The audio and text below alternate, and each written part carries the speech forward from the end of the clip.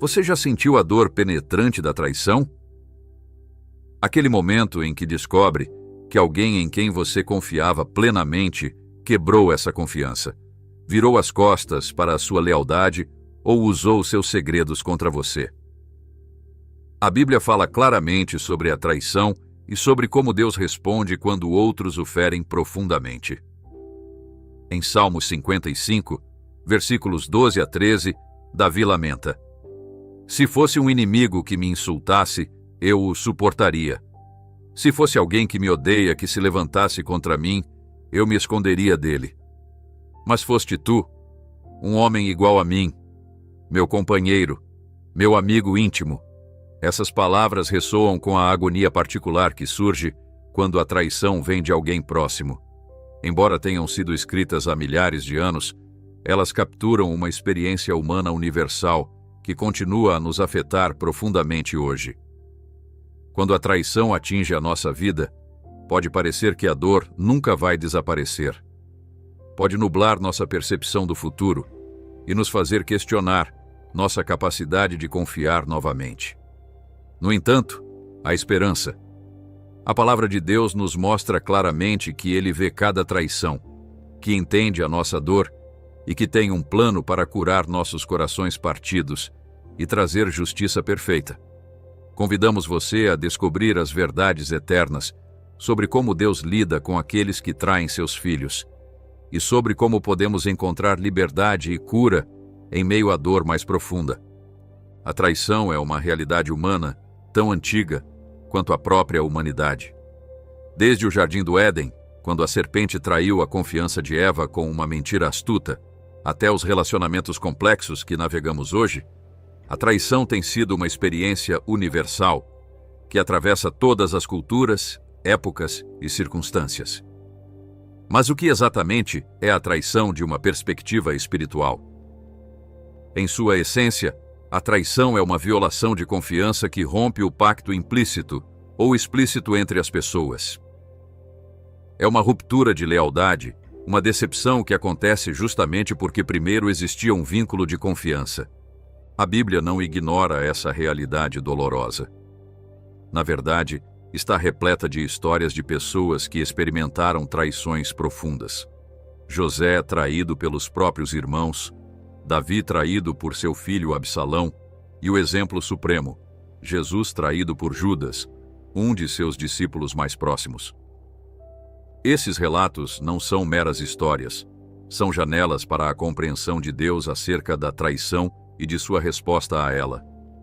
Quando somos traídos, o impacto emocional e espiritual pode ser devastador. A traição não fere apenas nossos sentimentos. Ela prejudica nossa capacidade de confiar, desestabiliza nosso senso de segurança e pode até mesmo abalar nossa fé. O rei Davi, conhecido como um homem segundo o coração de Deus, expressou vividamente o impacto da traição em numerosos salmos.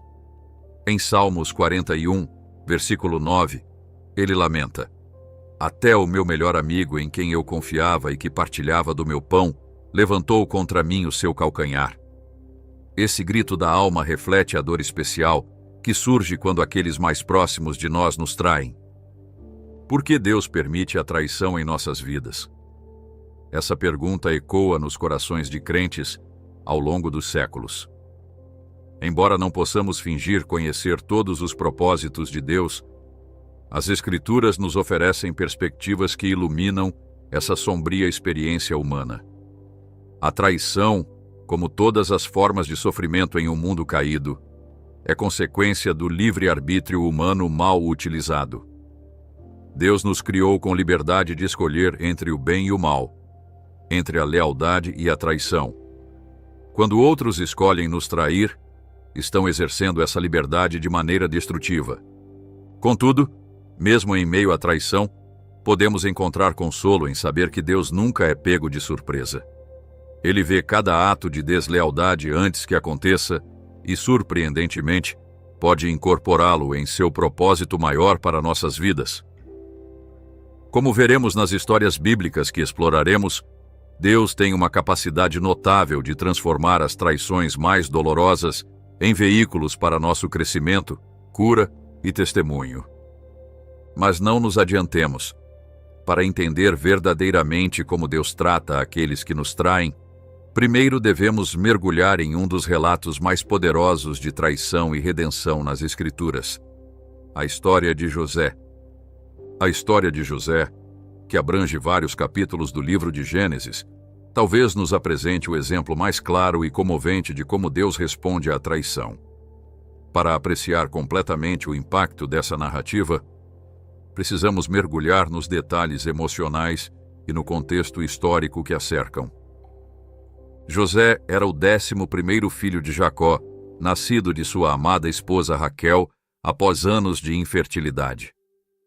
Desde o início, José ocupava um lugar especial no coração de seu pai, que demonstrou seu favoritismo, presenteando-o com uma túnica de várias cores. Gênesis 37, versículo 3, nos diz: Israel amava mais a José do que a todos os seus filhos, porque era filho da sua velhice, e fez para ele uma túnica de várias cores. Esse favoritismo paterno, embora compreensível, plantou sementes de ressentimento entre os irmãos de José. A situação se agravou quando José, com a inocência e talvez a imprudência da juventude, compartilhou com seus irmãos 2 sonhos que tivera. Nesses sonhos, sugeria-se claramente que, um dia, eles se curvariam diante dele. Gênesis 37, versículo 8, registra a reação dos irmãos. E seus irmãos lhe disseram: Tu vais, porventura, reinar sobre nós? Ou realmente nos governarás? E com isso, o odiaram ainda mais, por causa dos sonhos e das palavras dele. A tensão familiar atingiu o ponto crítico quando Jacó enviou José para visitar seus irmãos, que apacentavam os rebanhos longe de casa. Ao vê-lo de longe, reconhecível por sua túnica distinta, os irmãos conspiraram contra ele. Gênesis 37, versículos 19 e 20, registra o plano sinistro. E disseram uns aos outros: Lá vem o sonhador. Agora, pois, vinde e o matemos, e o lancemos numa destas cisternas, e diremos: Uma besta fera o devorou. Veremos, pois, o que será dos seus sonhos. Imagine o choque e o terror que José deve ter sentido quando seus próprios irmãos, aqueles com quem crescera, o agarraram violentamente, arrancaram sua preciosa túnica e o jogaram em uma cisterna vazia. Naquele momento de escuridão literal e figurativa, José experimentou uma das formas mais dolorosas de traição: a traição familiar. Mas a traição foi ainda mais profunda. Em vez de deixá-lo morrer na cisterna, seus irmãos decidiram vendê-lo como escravo a uma caravana de mercadores ismaelitas que passava por 20 peças de prata. Em seguida, para encobrir seu crime, eles mergulharam a túnica de José no sangue de um bode e a levaram a seu pai, permitindo que Jacó acreditasse que seu amado filho havia sido devorado por uma fera selvagem. A profundidade dessa traição é difícil de compreender. José perdeu tudo em um instante: sua família, sua liberdade, sua identidade, seu futuro promissor. Foi arrancado de seu lar e vendido como propriedade em uma terra estrangeira, tudo pelas mãos de quem deveria tê-lo protegido e amado. Se alguém tinha motivos para nutrir amargura e buscar vingança, era José. A narrativa bíblica não fornece um registro das reações emocionais imediatas de José. Não ouvimos seus gritos na cisterna, nem suas lágrimas enquanto era levado acorrentado para o Egito. Essa omissão é significativa, porque nos permite focar no que de fato sabemos.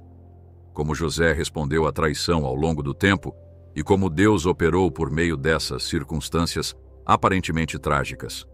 O que sabemos é que José manteve sua integridade no Egito. Vendido como escravo a Potifar, um oficial de Faraó, José trabalhou com tanta diligência e excelência que logo foi colocado à frente de toda a casa. Gênesis 39, versículo 3 e 4, nos diz: Vendo Potifar que o Senhor era com ele, e que tudo o que ele fazia o Senhor prosperava em suas mãos, José alcançou favor aos olhos dele e o servia. E Potifar o fez mordomo de sua casa e entregou em seu poder tudo o que tinha. Mesmo quando enfrentou uma segunda traição por parte da esposa de Potifar, que o acusou falsamente de tentativa de agressão, depois que ele rejeitou suas insinuações imorais, José manteve sua integridade. Embora essa injustiça o levasse à prisão, ele continuou honrando a Deus com sua atitude e ações. A história de José nos revela vários princípios espirituais importantes sobre como Deus lida com a traição. Primeiro, Deus não impede a traição. Embora pudesse ter intervindo para evitar que os irmãos de José o vendessem, Deus permitiu que esses eventos acontecessem. Isso nos lembra de que vivemos em um mundo caído, onde as pessoas exercem seu livre-arbítrio, às vezes de maneiras que nos ferem profundamente. Segundo, Deus permanece presente em meio à traição. Repetidamente, o texto bíblico enfatiza que o Senhor era com José, na casa de Potifar, na prisão e, por fim, no palácio de Faraó. A traição pode nos fazer sentir abandonados, mas a verdade espiritual é que Deus nunca nos abandona em nosso sofrimento. Terceiro, Deus tem o poder de redirecionar a traição para o seu propósito. O que os irmãos de José planejaram para o mal, Deus usou para um bem maior. Essa verdade é a pedra angular para entender a resposta de Deus à traição. E, finalmente, Deus pode nos dar a capacidade de perdoar até mesmo as traições mais graves. Como veremos mais adiante na história, José eventualmente perdoou seus irmãos, demonstrando uma transformação espiritual extraordinária, que só Deus pode realizar em um coração humano. Essa narrativa nos prepara para compreender um dos atributos fundamentais de Deus quando confrontado com a traição: sua justiça perfeita. Quando falamos sobre como Deus trata aqueles que traem seus filhos, devemos começar com uma verdade fundamental: Deus vê toda a traição. Em Hebreus 4, versículo 13, a Escritura nos lembra: E não há criatura alguma encoberta diante dele. Antes, todas as coisas estão nuas e patentes aos olhos daquele a quem temos de prestar contas. Esse versículo nos assegura que nenhum ato de traição, por mais secreto ou sutil que seja, escapa à atenção de Deus.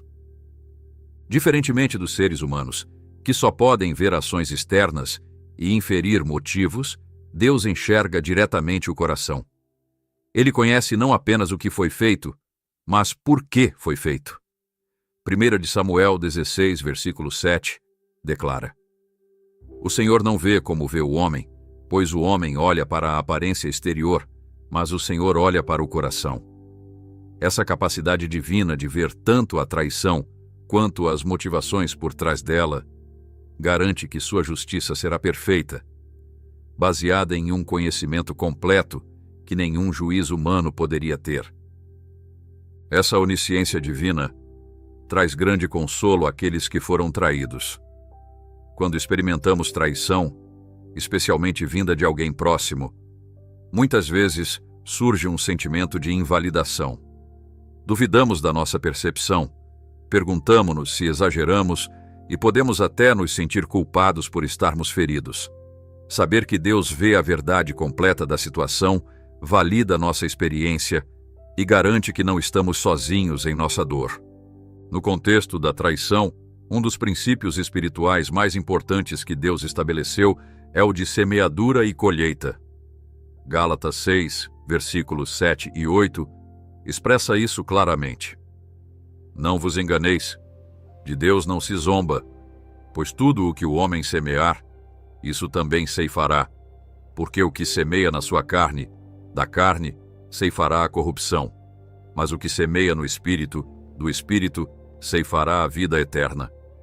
Esse princípio nos assegura que as ações têm consequências e que aqueles que semeiam traição, eventualmente, colherão os frutos dessa sementeira. Esse princípio não se trata de vingança, mas de uma ordem moral estabelecida por Deus no universo. Assim como as leis físicas, como a gravidade, operam de forma constante, também o fazem as leis espirituais, como a da semeadura e colheita. A justiça de Deus não é arbitrária nem caprichosa. É o funcionamento natural dos princípios que ele estabeleceu. A Bíblia está repleta de exemplos de como a justiça divina se manifesta em casos de traição. Considere alguns. Quando Absalão traiu seu pai, o rei Davi, usurpando-lhe o trono e buscando matá-lo, enfrentou consequências trágicas. Apesar do desejo de Davi de mostrar misericórdia, Absalão morreu quando seu cabelo, um símbolo de seu orgulho, se prendeu nos galhos de uma árvore, enquanto ele fugia da batalha, deixando-o vulnerável diante de seus inimigos. Quando Judas traiu Jesus por 30 moedas de prata, experimentou tal remorso que devolveu o dinheiro e depois tirou a própria vida, incapaz de conviver com a culpa de sua traição. Quando Ananias e Safira traíram a confiança da igreja primitiva, mentindo sobre suas doações, enfrentaram um juízo imediato e severo, caindo mortos depois que seu engano foi exposto. Esses exemplos podem parecer severos para nossa sensibilidade moderna, mas ilustram uma verdade importante. Deus leva a traição a sério, especialmente quando afeta seu povo e sua obra. No entanto, é fundamental entender que Deus nem sempre aplica justiça de forma imediata ou visível. Frequentemente, os traidores parecem prosperar por um tempo, o que pode causar confusão e frustração àqueles que foram feridos. O salmista expressou essa frustração em Salmo 73, versículos 3 e 4. Pois tive inveja dos soberbos ao ver a prosperidade dos ímpios. Eles não têm pesares até a sua morte, o seu corpo é sadio e forte. Essa aparente injustiça nos conduz a uma verdade importante. A justiça de Deus opera em seu tempo perfeito, não no nosso. Como declara Pedro em 2 de Pedro 3, versículo 9. O Senhor não retarda a sua promessa, ainda que alguns a tenham por tardia, mas é longânimo para convosco, não querendo que alguns se percam, senão que todos venham a arrepender-se. O aparente atraso na justiça muitas vezes reflete a paciência de Deus, dando tempo para o arrependimento e a restauração. Enquanto isso, Deus nos dá uma instrução clara sobre como responder à traição.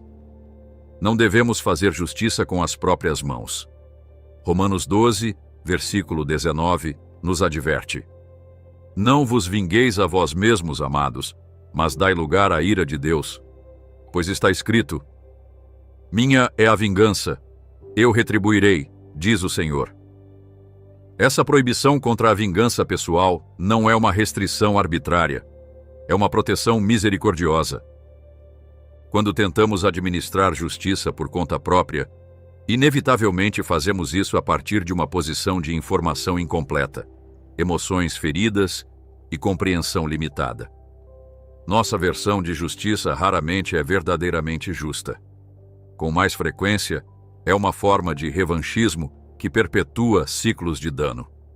Além disso, ao buscar vingança, corremos o risco de ser consumidos pela amargura, permitindo que a traição continue a nos ferir muito depois do evento inicial. Em contraste, quando entregamos a justiça a Deus, reconhecemos várias verdades importantes: que Ele vê completamente a situação, que Ele ama tanto a vítima quanto o transgressor, que Ele tem o poder de trazer verdadeira restauração e que seu tempo é perfeito. É importante notar que entregar a justiça a Deus não significa ignorar ou minimizar a traição. Não significa que devemos permanecer em situações abusivas ou nos recusar a estabelecer limites saudáveis. De fato, às vezes a justiça de Deus opera por meio de consequências naturais, sistemas legais e processos eclesiásticos projetados para proteger os vulneráveis e manter a ordem. A história de José ilustra lindamente como funciona a justiça divina. Quando José finalmente se encontrou frente a frente com os irmãos que o haviam traído, Ele estava em uma posição de poder absoluto sobre eles. Como governador do Egito, segundo apenas para o faraó, José tinha autoridade para puni-lo severamente por seus crimes passados. No entanto, ele escolheu um caminho diferente. Depois de testar o caráter de seus irmãos para ver se eles haviam mudado, José se revelou a eles em uma das cenas mais comoventes das Escrituras. Em vez de buscar vingança, ele os tranquilizou. Agora, pois, não fiquem tristes, nem se aflijam por terem me vendido para cá, pois foi para a preservação da vida que Deus me enviou adiante de vocês. Gênesis 45, versículo 5.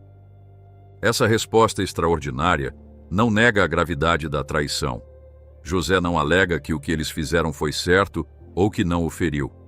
Em vez disso, ele reconhece que, embora eles tenham tido más intenções, Deus usou aquela traição para um propósito maior: salvar vidas durante uma fome devastadora. A atitude de José reflete uma compreensão profunda de como Deus administra a justiça, não apenas para punir o mal, mas para restaurar o que foi quebrado e redimir o que parecia irremediavelmente perdido. Essa compreensão nos conduz à surpreendente paradoxa que está no cerne da justiça divina, sua misericórdia perfeita. Quando consideramos como Deus responde à traição, encontramos uma fascinante contradição aparente. Sua justiça perfeita coexiste em harmonia com sua misericórdia ilimitada. Para nossa mente humana, justiça e misericórdia muitas vezes parecem mutuamente excludentes. Achamos que uma pessoa pode ser justa ou misericordiosa, mas dificilmente as duas coisas ao mesmo tempo. Entretanto, Deus reconcilia perfeitamente esses atributos aparentemente contraditórios. Em Salmos 85, versículo 10, o salmista proclama: encontraram-se a graça e a verdade, a justiça e a paz se beijaram. Essa linda metáfora capta a realidade assombrosa de que, em Deus, a justiça e a misericórdia não estão em conflito. Elas se abraçam. A justiça de Deus nunca é sem misericórdia, e sua misericórdia nunca é sem justiça. Como essa aparente contradição se manifesta em casos de traição? Vemos um padrão consistente ao longo das Escrituras. Deus oferece misericórdia e oportunidade de arrependimento antes de executar juízo. Mesmo em situações de traição grave, Deus geralmente concede tempo e ocasião para que o traidor reconheça seu erro e busque reconciliação. Isso nos leva a uma discrepância importante que muitas vezes experimentamos: o descompasso entre o tempo de Deus e nossas expectativas. Quando somos traídos, desejamos naturalmente uma justiça imediata. Queremos que o traidor seja rapidamente exposto, que reconheça o dano causado e que enfrente consequências apropriadas. Quando isso não acontece no nosso cronograma preferido, podemos cair em desespero ou cinismo. No entanto, a Bíblia nos lembra repetidamente que o tempo de Deus é diferente do nosso. Como declara o Salmo 90, versículo 4: pois 1000 anos aos teus olhos são como o dia de ontem que se foi, e como a vigília da noite. O que nos parece um atraso interminável na justiça é apenas um momento na eternidade de Deus. Essa diferença de perspectiva temporal tem um propósito. 2 de Pedro 3, versículo 9, nos lembra: o Senhor não retarda a sua promessa, ainda que alguns a considerem demorada. Ele é paciente com vocês, não querendo que ninguém pereça, mas que todos cheguem ao arrependimento. O aparente atraso na justiça muitas vezes reflete a paciência de Deus, concedendo tempo para o arrependimento genuíno e a possibilidade de restauração.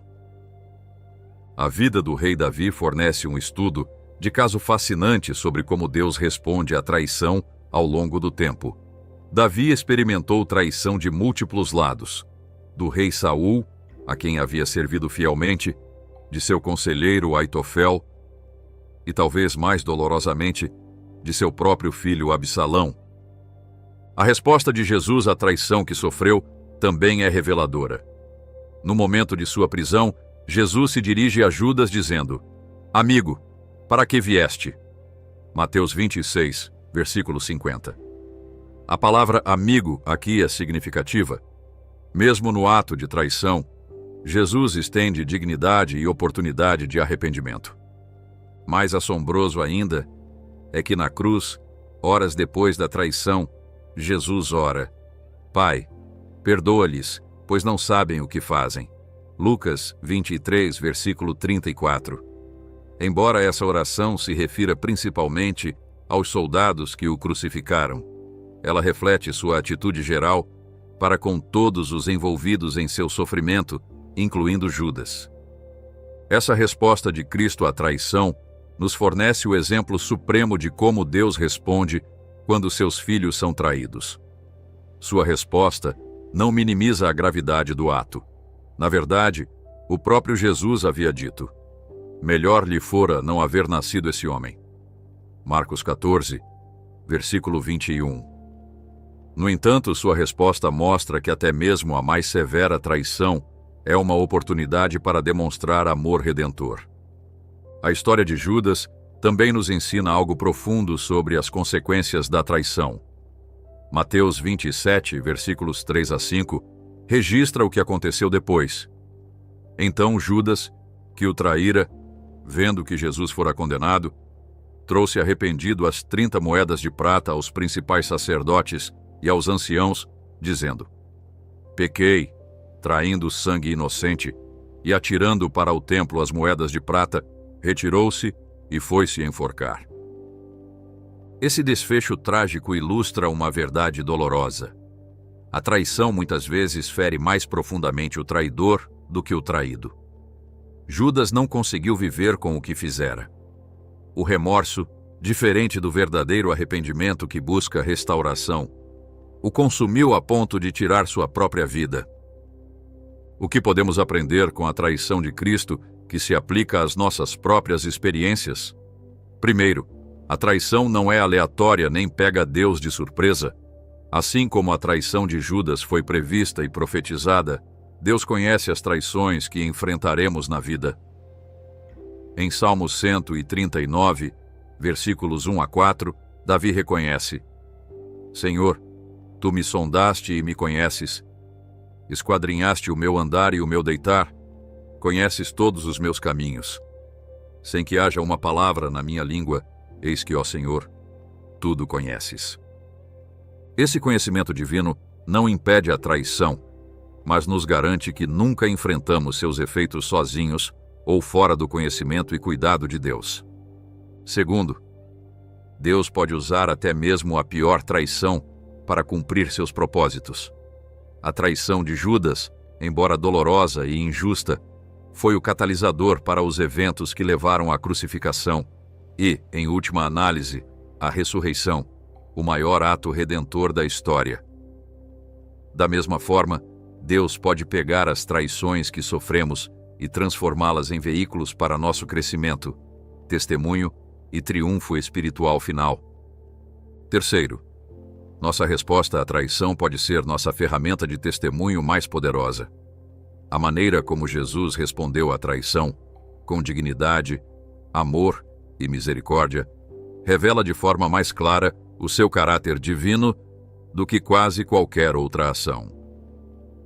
Quando respondemos à traição com graça e perdão, refletimos sua imagem de maneira poderosa e inegável. Em Romanos 8, versículos 31 a 37, Paulo nos lembra que nada, nem mesmo a mais dolorosa traição, pode nos separar do amor de Deus. Que diremos, pois, à vista destas coisas? Se Deus é por nós, quem será contra nós? Aquele que não poupou o seu próprio filho, antes, por todos nós o entregou, porventura não nos dará graciosamente com ele todas as coisas? Quem nos separará do amor de Cristo? Será tribulação, ou angústia, ou perseguição, ou fome, ou nudez, ou perigo, ou espada? Mas em todas estas coisas, somos mais que vencedores, por meio daquele que nos amou. Essa promessa não significa que a traição não doa, ou que seus efeitos não sejam reais, significa que, mesmo em nossa dor mais profunda, podemos encontrar consolo na certeza de que o amor de Deus permanece constante e que seu propósito final prevalecerá. A história de Cristo traído se conecta a nossas próprias experiências de maneira profundamente pessoal. Quando somos traídos, não estamos passando por algo que nosso Salvador não tenha experimentado. Hebreus 4, versículo 15 nos lembra: porque não temos sumo sacerdote que não possa compadecer-se das nossas fraquezas. Antes, foi ele tentado em todas as coisas, à nossa semelhança, mas sem pecado. Esse conhecimento traz um consolo quase indescritível. O Deus a quem adoramos não está distante de nossa dor. Ele mesmo a experimentou. E mais do que isso, ele nos mostrou como atravessá-la com dignidade, propósito e esperança. A traição de Cristo também transformou o significado da própria traição. O que Judas intentou para o mal, Deus usou para o maior ato de redenção da história. A cruz, resultado direto da traição, tornou-se o símbolo supremo do amor sacrificial e da vitória sobre o mal. Dessa forma, Deus não apenas responde à traição, ele a reimagina completamente, transformando-a de um fim trágico em um novo começo. Esse poder transformador está disponível para nós quando enfrentamos a traição. Não precisamos ser definidos pelas ações daqueles que nos traíram. Em vez disso, podemos permitir que Deus redefina nossa experiência, convertendo-a em um testemunho de sua graça e em uma demonstração de seu poder redentor. Cristo traído nos mostra que o poder transformador de Deus é maior que o poder destrutivo da traição. Como declara 2 de Coríntios 4, versículos 8 a 10. Em tudo somos atribulados, porém não angustiados. Perplexos, porém não desanimados. Perseguidos, porém não abandonados. Abatidos, porém não destruídos. Levando sempre no corpo o morrer de Jesus, para que também a vida de Jesus se manifeste em nosso corpo. Mesmo enquanto exploramos como Deus responde à traição por meio de sua justiça perfeita e de sua misericórdia transformadora, precisamos abordar um dos ensinamentos mais desafiadores de Cristo: o chamado ao perdão. Em Mateus 6, versículos 14 e 15, Jesus declara: pois se perdoardes aos homens as suas ofensas, também vosso Pai Celestial vos perdoará. Se, porém, não perdoardes aos homens, tampouco vosso Pai vos perdoará as vossas ofensas. Essas palavras podem parecer duras, especialmente para aqueles que sofreram traições profundas e dolorosas. No entanto, elas refletem uma verdade fundamental sobre a economia espiritual de Deus. O perdão não é opcional no caminho de Cristo, é essencial. É importante compreender que perdão não é uma emoção, mas uma decisão, um ato de vontade que escolhe liberar o ofensor da dívida emocional que sentimos que ele nos deve. Não depende de o traidor merecer, ou mesmo de ele pedir perdão. Como disse Louis B. Smedes, perdoar é libertar um prisioneiro e descobrir que o prisioneiro era você. Mas também precisamos reconhecer que o perdão é um processo, não um evento único. Especialmente em casos de traição profunda, o perdão pode ocorrer em camadas, exigindo tempo e, muitas vezes, assistência divina para ser concluído. O teólogo Dietrich Bonhoeffer, que experimentou traição durante o regime nazista, escreveu: o perdão é a resposta cristã definitiva ao problema do mal. Quando Jesus nos chama a perdoar, ele não está minimizando nossa dor ou desculpando o comportamento do traidor. Em vez disso, ele está nos convidando a participar do mesmo tipo de amor redentor que ele demonstrou na cruz. Ele nos oferece um caminho para a liberdade pessoal e espiritual que não pode ser encontrado por meio do ressentimento ou da vingança. Esse processo de perdão nos traz de volta ao ponto em que começamos, a história de José. Em talvez um dos atos mais extraordinários de perdão registrados nas Escrituras, José não apenas perdoou os irmãos que o haviam traído e vendido como escravo, mas também os acolheu novamente em sua vida e lhes forneceu sustento durante uma fome devastadora. Em Gênesis 50, versículos 19 a 21, depois que seu pai Jacó morreu e seus irmãos temiam represálias, José os tranquilizou. Não temais, acaso estou eu em lugar de Deus? Vós bem intentastes mal contra mim, porém Deus o intentou para bem, a fim de que fosse preservada a vida de muita gente. Agora, pois, não temais. Eu vos sustentarei a vós e a vossos filhos. Essa resposta ilustra a maturidade espiritual que José alcançara ao longo de anos, processando sua experiência de traição. Ele reconhece várias verdades fundamentais. Primeiro, que a vingança não cabe a ele. Acaso estou eu em lugar de Deus? Segundo, que Deus pode redirecionar até mesmo a pior traição para seu propósito bom e soberano. E terceiro, que o perdão pode abrir a porta para um futuro restaurado, até mesmo com aqueles que nos causaram um grande mal. O exemplo de José é inspirador, precisamente porque seu trauma foi real e severo. Ele foi traído por sua própria família, vendido como escravo, falsamente acusado e injustamente preso por anos. Não foram ofensas leves, que pudessem ser facilmente descartadas ou minimizadas. No entanto, com o tempo e por meio da intervenção divina, José chegou a um lugar em que pôde enxergar além da dor em direção a um propósito maior. Esse processo não aconteceu da noite para o dia. Quando José se revelou a seus irmãos pela primeira vez em Gênesis 45, já haviam se passado mais de 20 anos desde sua traição. Durante esse tempo, José experimentou o cuidado providencial de Deus em circunstâncias extremamente difíceis. Ele viu como Deus usou até mesmo suas provações mais sombrias para prepará-lo para um propósito importante.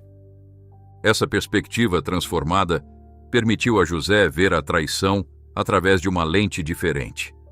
Ele não minimizou o que seus irmãos haviam feito. De fato, quando se revelou a eles, lembrou-os diretamente. Eu sou José, vosso irmão, a quem vendestes para o Egito. Gênesis 45, versículo 4. Mas foi capaz de enxergar além daquela ação até o propósito redentor de Deus. A história de José nos oferece várias lições sobre o processo do perdão. Primeiro, o perdão verdadeiro requer honestidade sobre o dano causado.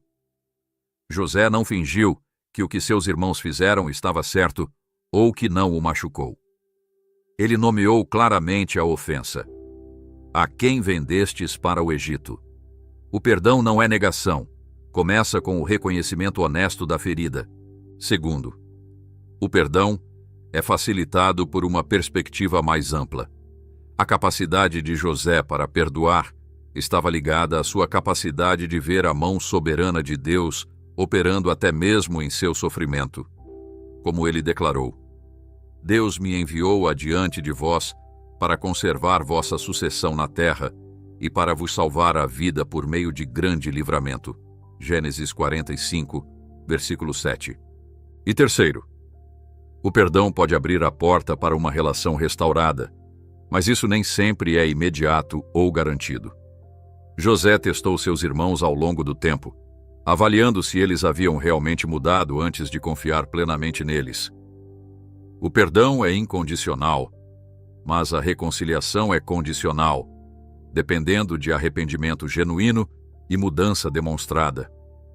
Ao refletir sobre essas histórias, a de José, de Davi, de Jesus e de outros que enfrentaram traição, emerge um padrão claro.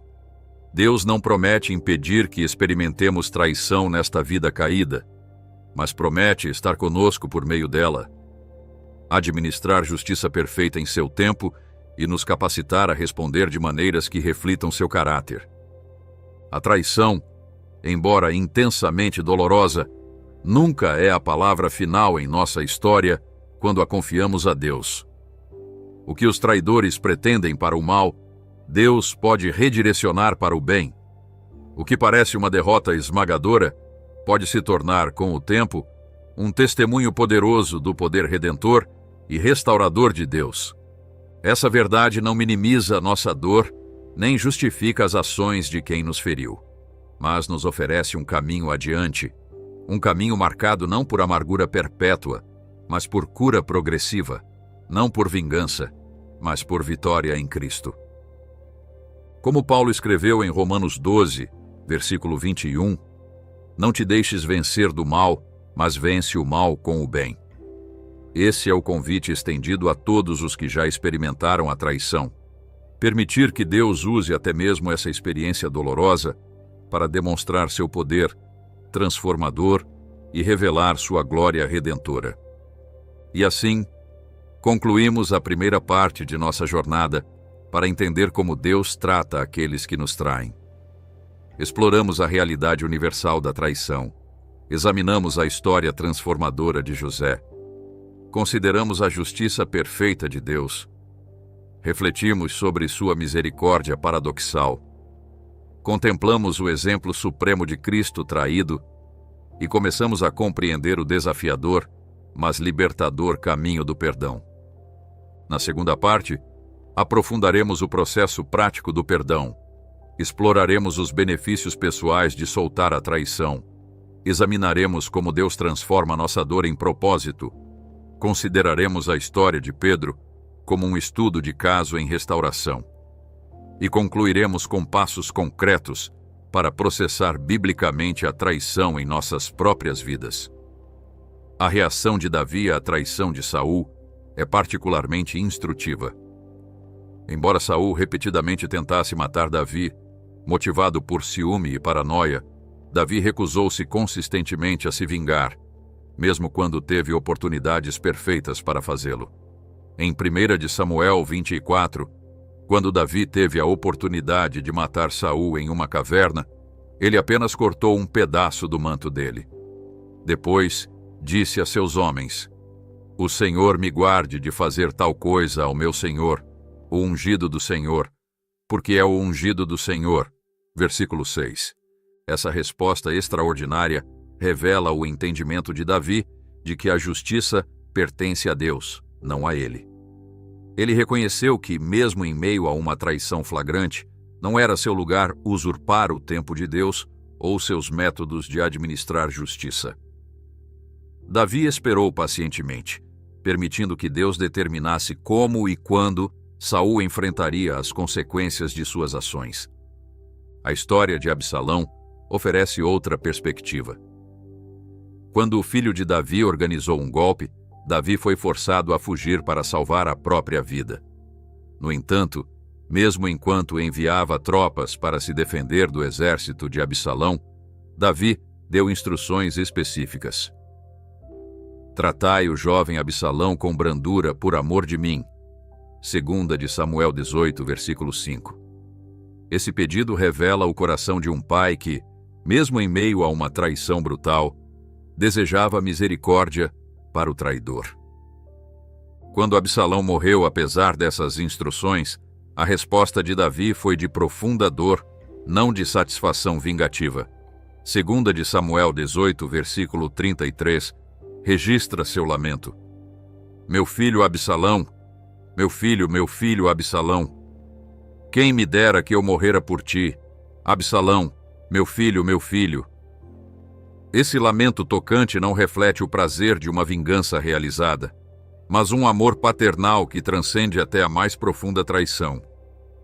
A paciência de Deus em administrar justiça nos ensina várias lições importantes. Primeiro, a justiça adiada não é justiça negada. Deus vê toda traição e responderá a ela em seu tempo perfeito. Como declara Gálatas 6, versículo 7. "Não vos enganeis, de Deus não se zomba, pois aquilo que o homem semear, isso também ceifará." Segundo, o tempo entre a traição e a justiça é uma oportunidade para arrependimento. Deus, em sua misericórdia, muitas vezes adia o juízo para dar ao traidor a chance de reconhecer seu erro e buscar perdão. Como nos lembra Ezequiel 18, versículo 23, "Teria eu algum prazer na morte do ímpio? Diz o Senhor Deus. Não desejo antes que ele se converta dos seus caminhos e viva." Terceiro, Esse período também é uma oportunidade para nosso crescimento espiritual. Enquanto esperamos a justiça de Deus, somos desafiados a cultivar paciência, perdão e confiança em sua soberania. Esse processo de refinamento desenvolve em nós um caráter mais semelhante ao de Cristo. E, finalmente, o aparente atraso na justiça nos lembra de que a história ainda não terminou. Como crentes, temos a segurança de que haverá um dia final de acerto de contas, quando toda injustiça será tratada e toda traição será exposta. Eclesiastes 12, versículo 14, promete: porque Deus há de trazer a juízo todas as obras, até as que estão escondidas, quer sejam boas, quer sejam más. Essa perspectiva eterna não minimiza nossa dor presente, mas nos fornece uma estrutura para entendê-la. Lembra-nos de que vivemos no meio de uma história que ainda não se concluiu e que o capítulo final revelará a justiça perfeita e a misericórdia ilimitada de Deus. A justiça de Deus para com os que traem é multifacetada. Inclui consequências naturais, disciplina corretiva, oportunidades para arrependimento e, em última análise, juízo perfeito. Diferentemente de nossa justiça humana, que geralmente visa apenas punir, a justiça divina busca restaurar o que foi quebrado e redimir o que foi perdido. Essa compreensão mais ampla da justiça divina nos prepara para contemplar o exemplo supremo de traição e redenção na história.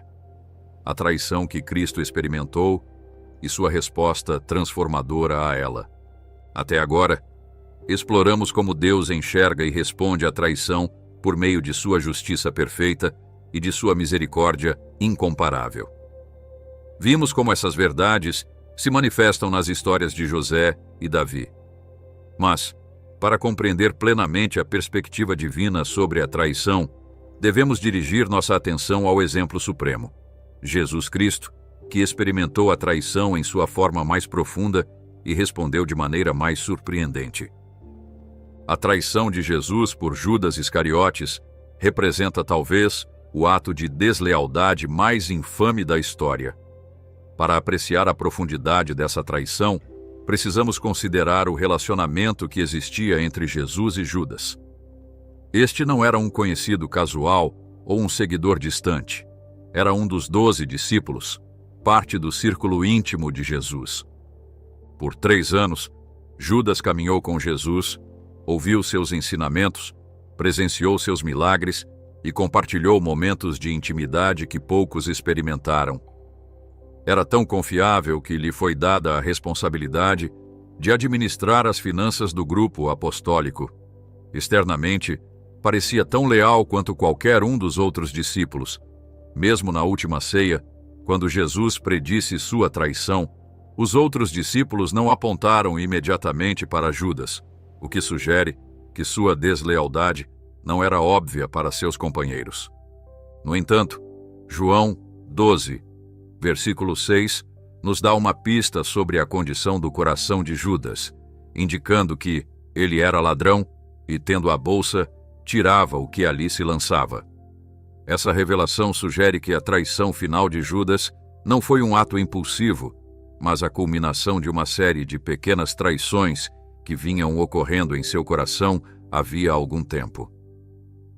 A traição se consumou no jardim do Getsêmani, onde Judas conduziu um grupo armado para prender Jesus. O método de identificação escolhido por Judas adiciona uma camada especial de crueldade à traição. Um beijo, um sinal tradicional de respeito e afeto, pervertido para se tornar a senha de entrega. Mateus 26, versículos 48 e 49, registra: ora, aquele que o traía lhes tinha dado um sinal, dizendo: aquele a quem eu beijar, esse é, prendei-o. E logo, aproximando-se de Jesus, disse: salve, mestre, e o beijou. O que torna essa narrativa particularmente impactante é que Jesus sabia exatamente o que iria acontecer. João 13, versículo 11, nos diz que ele sabia quem o estava traindo. Diferentemente de nós, que muitas vezes somos pegos de surpresa pela traição, Jesus entrou nesse relacionamento sabendo perfeitamente como terminaria. Ainda assim, escolheu incluir Judas entre seus discípulos, compartilhar refeições com ele, ensiná-lo e tratá-lo com dignidade até o fim. O perdão representa um dos mandamentos mais desafiadores em toda a Escritura. Em Mateus 6, versículos 14 e 15, Jesus estabelece uma conexão direta entre nossa disposição de perdoar e nossa própria experiência do perdão divino. Porque, se perdoardes aos homens as suas ofensas, também vosso Pai Celestial vos perdoará. Se, porém, não perdoardes aos homens as suas ofensas, também vosso Pai não vos perdoará as vossas ofensas. Essas palavras podem parecer severas, especialmente para aqueles que experimentaram traições profundas e dilacerantes. Contudo, esse mandamento não foi concebido como um peso extra sobre os feridos, mas como um caminho para a liberdade. O perdão, conforme Deus planejou, não é, em primeiro lugar, para benefício do ofensor, mas para a libertação da pessoa ofendida. Como Corrie ten Boom, que perdoou seus captores nazistas, disse de forma marcante: perdoar é libertar um prisioneiro e descobrir que esse prisioneiro era você. É fundamental entender que perdão bíblico não é o mesmo que reconciliação automática ou ausência de consequências. Tampouco significa esquecer o que aconteceu ou fingir que a traição nunca ocorreu. O perdão é uma decisão espiritual de liberar o ofensor da nossa justiça pessoal, entregando-o em vez disso à justiça perfeita de Deus. Louis B. Smeds, que escreveu amplamente sobre o perdão, o descreve como uma cirurgia do coração, sugerindo que é um processo profundo e às vezes doloroso, mas necessário para a cura. O processo de perdão normalmente inclui várias etapas, observáveis tanto em exemplos bíblicos quanto em experiências contemporâneas. A primeira etapa do perdão é o reconhecimento honesto do dano causado. Não podemos perdoar genuinamente aquilo que não enfrentamos honestamente.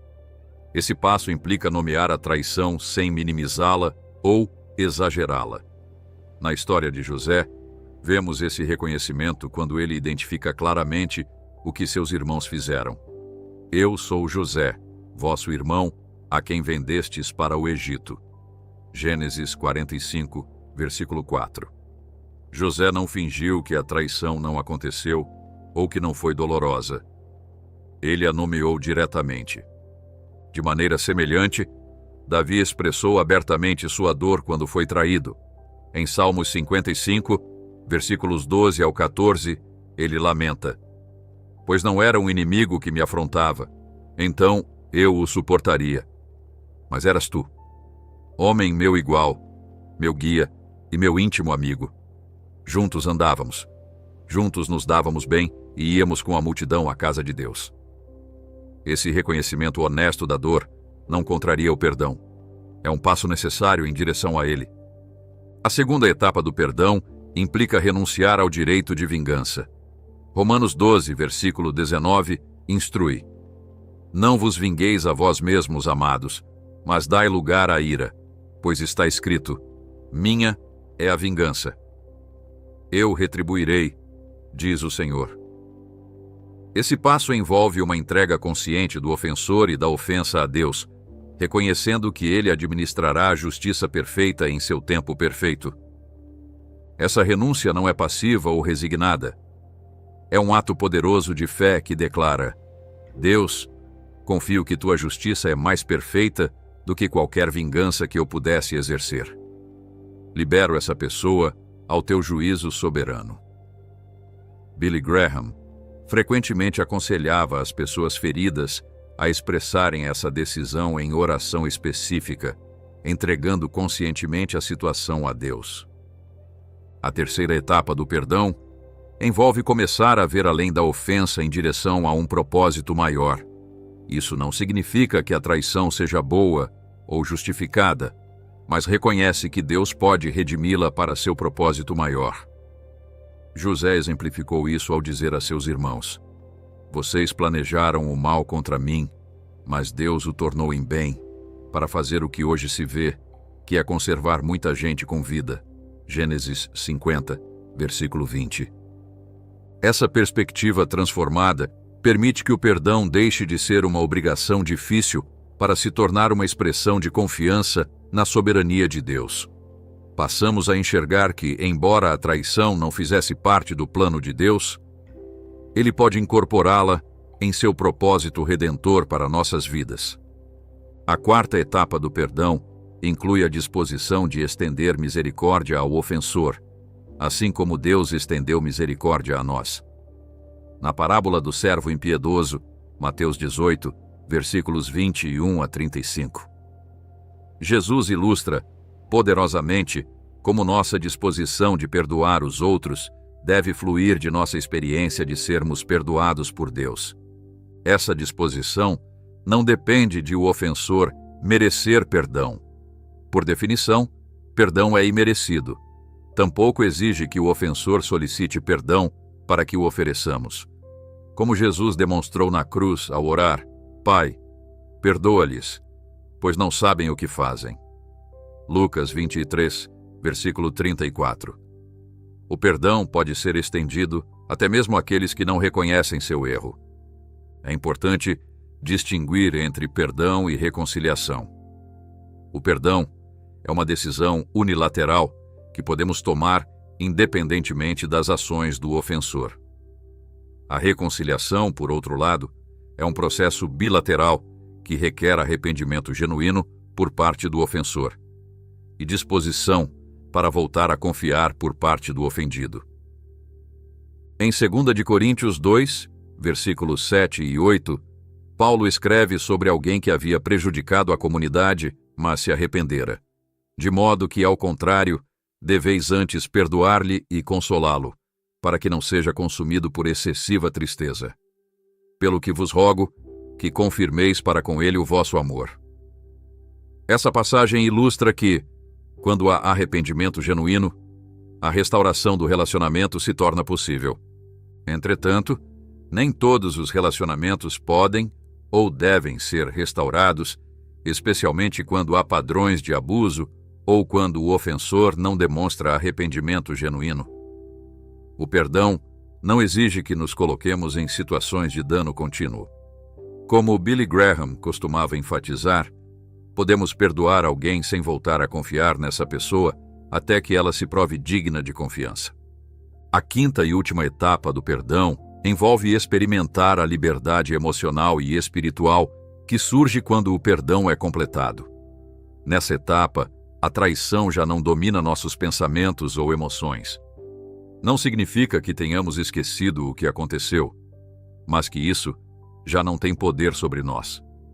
Como Paulo escreve em Filipenses 3, versículo 13, nos encontramos esquecendo-me das coisas que atrás ficam e avançando para as que diante de mim estão.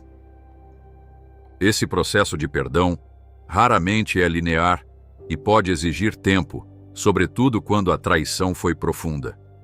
Não devemos nos sentir condenados se descobrirmos que precisamos trabalhar repetidamente essas etapas. O perdão é tanto um evento, uma decisão específica que tomamos, quanto um processo contínuo de liberar o ofensor toda vez que a dor ressurge. Como Jesus indicou ao dizer a Pedro que ele deveria perdoar 70 vezes 7, Mateus 18, versículo 22, o perdão pode exigir uma decisão renovada muitas vezes. Isso é especialmente verdadeiro em traições profundas, onde as camadas de impacto podem se revelar com o tempo. No entanto, a cada ato de perdão, experimentamos mais plenamente a liberdade que Cristo pretendia para nós quando ordenou que perdoássemos. Como Billy Graham costumava dizer, o perdão não muda o passado, mas amplia o futuro. Uma vez que entendemos o processo de perdão, é importante considerar os profundos benefícios pessoais que surgem quando escolhemos soltar a traição e abraçar o perdão. Esses benefícios não são simplesmente emocionais ou psicológicos, embora certamente os incluam. São fundamentalmente espirituais afetando nosso relacionamento com Deus, com os outros e conosco mesmos. O primeiro e talvez mais significativo benefício do perdão é a liberdade emocional e espiritual. Quando nos apegamos à traição, ensaiando-a repetidamente em nossas mentes, alimentando o ressentimento, imaginando cenários de vingança, nos tornamos prisioneiros desse evento. A traição passada continua a controlar nosso presente e a nublar nosso futuro. Billy Graham frequentemente compartilhava a história de uma mulher que o procurou depois de um culto, consumida pela amargura em relação ao ex-marido que a abandonara por outra mulher. "Ele destruiu a minha vida", ela disse, "e nunca o perdoarei." Graham respondeu gentilmente: "Então ele ainda controla a sua vida. Ao recusar-se a perdoá-lo, você está permitindo que ele continue a feri-la todos os dias. O perdão não é para benefício dele, é para o seu." Essa sabedoria reflete uma verdade profunda. A recusa em perdoar mantém a ferida aberta. Como alguém que arranca repetidamente uma casca, impedindo a ferida de cicatrizar, a recusa em perdoar evita que alcancemos cura completa. Em contraste, quando escolhemos perdoar, iniciamos uma jornada rumo à liberdade, na qual não estamos mais acorrentados ao traidor ou ao ato de traição. O segundo benefício significativo do perdão é a restauração do nosso próprio relacionamento com Deus. Jesus estabeleceu uma conexão direta entre nossa disposição de perdoar e nossa experiência do perdão divino na oração que ensinou a seus discípulos. "E perdoa-nos as nossas dívidas, assim como nós perdoamos aos nossos devedores." Mateus 6, versículo 12. Quando nos recusamos a perdoar, erguemos uma barreira em nossa comunhão com Deus. Não é que Deus retire seu amor de nós, mas nossa própria resistência a estender graça a outros inibe nossa capacidade de receber plenamente sua graça para nós. Como Billy Graham costumava observar, quando cerramos o punho em ira contra alguém, não podemos ao mesmo tempo abrir a mão para receber de Deus.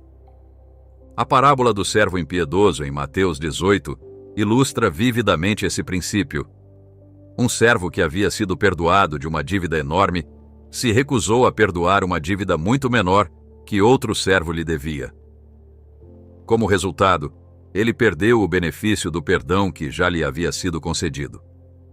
Esse poderoso exemplo nos lembra de que manter um coração não perdoador, enquanto buscamos o perdão de Deus, é fundamentalmente contraditório. O terceiro benefício do perdão é a libertação da toxicidade da amargura. Hebreus 12, versículo 15, adverte: "Tendo cuidado de que ninguém se prive da graça de Deus e de que nenhuma raiz de amargura, brotando, vos perturbe, e por meio dela, muitos sejam contaminados." A amargura nunca permanece contida. Como uma raiz venenosa, ela cresce e se espalha, contaminando por fim todas as áreas de nossa vida. Contamina nossos outros relacionamentos, distorce nossa percepção, prejudica nossa saúde física e emocional e obscurece nossa visão espiritual. Billy Graham observou: "Nutrir amargura contra alguém é como beber veneno e esperar que a outra pessoa morra." Pesquisas médicas modernas confirmam a sabedoria bíblica sobre os efeitos da amargura não resolvida. Estudos relacionam o ressentimento crônico a um sistema imunológico comprometido, pressão arterial elevada, maior vulnerabilidade à dependência e vários distúrbios relacionados ao estresse. O perdão, por outro lado, está associado a melhorias mensuráveis na saúde física e emocional. O quarto benefício do perdão é a restauração da nossa capacidade de confiar adequadamente. Talvez paradoxalmente, recusar-nos a processar e perdoar uma traição passada muitas vezes nos torna mais vulneráveis a futuras traições. Quando permanecemos emocionalmente presos à traição passada, tendemos a cair em um de dois extremos: confiança indiscriminada, negando a dor passada, ou desconfiança crônica, generalizando uma experiência para todos os relacionamentos. O perdão genuíno nos permite processar a traição de maneira realista, aprender com ela sem ficar definidos por ela. Capacita-nos a estabelecer limites saudáveis enquanto permanecemos abertos a relacionamentos autênticos. Como Billy Graham sabiamente aconselhava, perdoar não significa confiar cegamente em alguém que se mostrou indigno de confiança. Significa libertar o controle que essa pessoa tem sobre você, enquanto você exerce sabedoria sobre o futuro. O quinto benefício do perdão é a habilidade de retomar nosso propósito e chamado. A traição não processada tem um poder singular de nos desviar do caminho que Deus planejou para nós.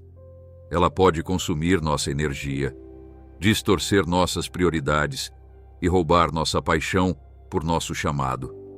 Quando estamos obcecados com o passado, não podemos abraçar plenamente o futuro que Deus tem para nós. O perdão nos restaura ao nosso propósito ao liberar a energia espiritual e emocional que estava amarrada ao evento de traição. Como José, que passou de escravo traído a líder que salvou nações, podemos descobrir que nosso ministério mais poderoso geralmente emerge justamente do lugar da nossa ferida mais profunda, mas apenas quando essa ferida foi curada por meio do perdão. O testemunho pessoal de Billy Graham sobre o poder do perdão é particularmente convincente. Ao longo de seu ministério, ele enfrentou traições de vários tipos: colaboradores próximos que o abandonaram, críticos que distorceram suas palavras, confianças que foram quebradas. Ainda assim, ele escolheu consistentemente o caminho do perdão, recusando-se a permitir que essas experiências o amargurassem ou o desviassem de seu chamado. Certa vez, um ex-associado publicou um livro com afirmações enganosas sobre o ministério de Graham. Quando perguntado sobre isso em uma entrevista, Graham respondeu: "Escolhi não ler o livro, perdoei o autor e orei por ele. A vida é muito curta e o chamado muito urgente para que eu me distraia com esses assuntos." Essa resposta exemplifica a liberdade que surge quando escolhemos perdoar, em vez de permitir que a traição nos defina. À medida que experimentamos esses benefícios do perdão, começamos a descobrir outra verdade assombrosa. Deus não apenas nos ajuda a superar a traição, Ele realmente transforma nossa dor em propósito. O que o inimigo planejou para nossa destruição, Deus o reprojeta para nosso desenvolvimento e para sua glória. Essa transformação da dor em propósito é um dos aspectos mais extraordinários e cheios de esperança da resposta de Deus à traição. Deus não desperdiça nosso sofrimento. Ele o redime, convertendo-o em uma plataforma para seu poder transformador e sua graça sustentadora. O exemplo de José continua sendo um dos mais poderosos nesse sentido. Quando finalmente se reuniu com seus irmãos, José disse: "Vocês intentaram o mal contra mim, mas Deus o tornou em bem para fazer o que hoje se vê, que é conservar muita gente com vida." Gênesis 50, versículo 20. Essa declaração revela a capacidade assombrosa de Deus de pegar até mesmo as traições mais dolorosas e redirecioná-las para seus propósitos redentores. É importante notar que José não disse: "O que vocês fizeram não foi tão ruim assim", ou "Agora entendo que o que vocês fizeram foi realmente bom." Ele não minimizou a traição, nem absolveu seus irmãos. Em vez disso, reconheceu que, apesar das intenções malignas deles, Deus tinha um propósito maior que podia incluir até mesmo aquela traição dolorosa. Essa verdade se reflete em Romanos 8, versículo 28. Sabemos que todas as coisas cooperam para o bem daqueles que amam a Deus, daqueles que são chamados segundo o seu propósito. Esse versículo não promete que todas as coisas sejam boas, mas que Deus pode agir por meio de todas as coisas para nosso bem final e para sua glória. A traição não é boa, mas Deus é suficientemente poderoso e sábio para redirecioná-la para propósitos bons. Como Deus transforma especificamente a dor da traição em propósito? Há vários padrões que emergem repetidamente nas Escrituras e nas experiências de crentes ao longo da história. Primeiro, Deus usa a traição para refinar nosso caráter. Como C.S. Lewis observou, Deus sussurra em nossos prazeres, fala em nossa consciência, mas grita em nossas dores. É o megafone dele para despertar um mundo surdo. A traição, mais do que quase qualquer outra experiência, tem o poder de expor áreas do nosso caráter que precisam de refinamento. Nossa tendência de confiar mais em pessoas do que em Deus, nosso orgulho, nosso desejo de controle. Pedro é um exemplo claro de como Deus usa experiências humilhantes para transformar o caráter. Depois de sua tripla negação de Cristo, uma forma de traição em seu relacionamento com Jesus, Pedro foi restaurado e transformado. Sua impulsividade e autoconfiança foram refinadas em força temperada e genuína humildade. A transformação foi tão completa que esse mesmo homem que negara Cristo por medo, depois se manteve firme diante de ameaças e, por fim, deu a vida pelo Evangelho. Segundo, Deus frequentemente usa a traição para redirecionar nosso caminho. José jamais teria chegado ao Egito, onde eventualmente salvaria nações inteiras de uma fome, se seus irmãos não o tivessem vendido como escravo. O que parecia um desvio desastroso de seu destino, revelou-se o caminho de Deus para levá-lo exatamente onde precisava estar. O ministério de Billy Graham fornece um exemplo moderno desse princípio. No início de seu ministério, Graham experimentou uma traição significativa de um colaborador próximo que desviou fundos.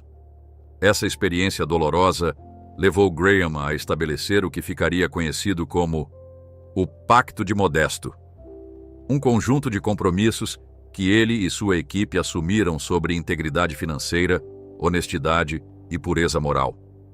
Esses compromissos, nascidos de uma experiência de traição, tornaram-se um alicerce que preservou a integridade de seu ministério por décadas. Terceiro, Deus transforma a traição em uma plataforma para testemunho. Nossas respostas à traição, especialmente quando escolhemos perdoar em vez de buscar vingança, são um poderoso testemunho para o mundo. Em um mundo caracterizado por ciclos de retaliação e vingança, o perdão se destaca como algo radicalmente contracultural, apontando para uma realidade espiritual além das reações humanas naturais. Corrie ten Boom, que sobreviveu aos campos de concentração nazistas, onde sua irmã morreu, forneceu um dos testemunhos mais impactantes do século XX ao perdoar publicamente um de seus antigos guardas. Esse ato de perdão, que ela reconheceu ser possível apenas pela graça de Deus, operando por meio dela, inspirou milhões e deu credibilidade ao seu testemunho sobre o poder transformador de Cristo. Quarto, Deus usa nossas experiências de traição e recuperação para nos capacitar a ministrar a outros.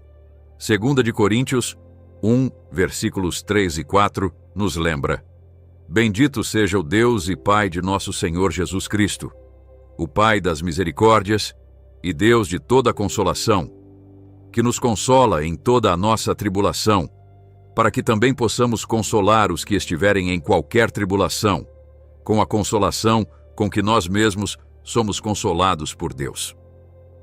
Esse princípio, que poderíamos chamar de consolo multiplicador, significa que nossas experiências mais dolorosas, quando curadas por Deus, se tornam fontes de cura para outros.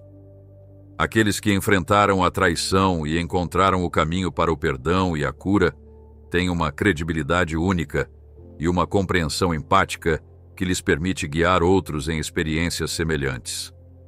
Billy Graham observou: algumas das pessoas mais eficazes no ministério de aconselhamento são aquelas que passaram por feridas profundas e encontraram a cura de Deus. Suas cicatrizes, mais do que suas credenciais acadêmicas, são o que estabelece sua credibilidade com aqueles que sofrem. Finalmente, Deus usa a traição para aprofundar nossa dependência dele. Quando aqueles em quem confiamos falham conosco, especialmente quando falham de maneira devastadora, somos forçados a reavaliar onde temos depositado nossa confiança. A traição humana, embora dolorosa, pode ser o catalisador que nos move de uma fé superficial, baseada em circunstâncias favoráveis, a uma fé profunda, arraigada no caráter imutável de Deus. Davi expressou esse princípio em Salmo 146, versículos 3 a 5. Não confieis em príncipes, nem em filhos de homens, em quem não há salvação. Bem-aventurado aquele que tem o Deus de Jacó por seu auxílio, cuja esperança está no Senhor seu Deus. Essa advertência contra colocar nossa confiança definitiva em seres humanos não é um chamado ao cinismo, mas um convite a uma confiança mais profunda naquele que jamais nos trairá. Essa transformação da dor em propósito não ocorre automaticamente. Exige nossa cooperação com Deus por meio de decisões específicas. A decisão de lhe entregar nossa experiência de traição, a decisão de perdoar, a decisão de permanecer abertos à sua obra redentora em meio à nossa dor. Como Billy Graham frequentemente assinalava, Deus pode usar nossas feridas mais profundas para seu propósito mais grandioso, mas precisamos lhe entregar as feridas antes que ele possa transformá-las. À medida que cooperamos com Deus nesse processo, gradualmente experimentamos a verdade de Isaías 61, versículo 3. A ordenar a respeito dos que choram em Sião, que se lhes dê uma coroa em vez de cinzas, óleo de alegria em vez de pranto, veste de louvor em vez de espírito angustiado. Essa transformação de cinzas em beleza não nega a realidade do fogo que produziu as cinzas. Antes, testifica do poder redentor de um Deus que pode criar beleza, mesmo das cinzas da traição.